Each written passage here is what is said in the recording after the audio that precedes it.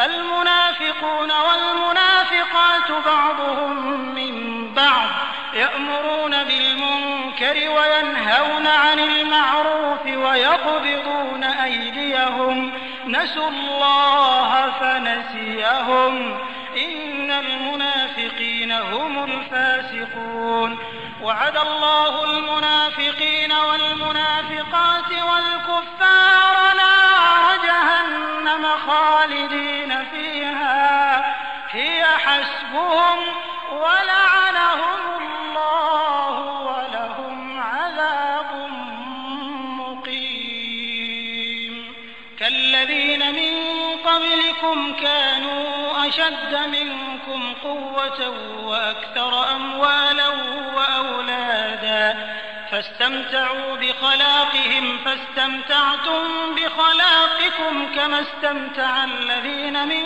قبلكم بخلاقهم وخضتم كالذي خاضوا أولئك حبطت أعمالهم في الدنيا والآخرة وأولئك هم الخاسرون ألم يأتهم نبأ الذين من قبلهم قوم نوح وعاد وثمود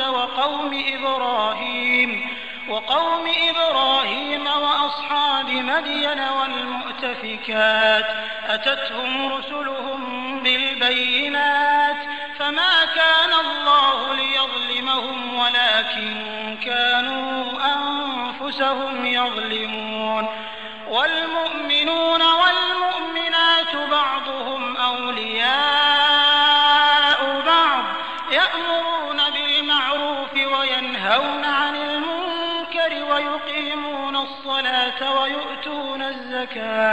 ويؤتون الزكاة ويطيعون الله ورسوله أولئك سيرحمهم الله إن الله عزيز حكيم وعد الله المؤمنين والمؤمنات جنات تجري من تحتها الأنهار خالدين فيها ومساكن طيبة في جنات عدن ورضوان من الله أكبر ذلك هو الفوز العظيم. ढोंगी पुरुष आणि दांभिक स्त्रिया सर्व एकाच माळेचे मणी होत. लोकांना वाईट गोष्टींचा सल्ला देतील आणि सदाचारापासून दूर ठेवतील आणि अल्लाहच्या मार्गात खर्च करण्यात आपले हात बांधून ठेवतील.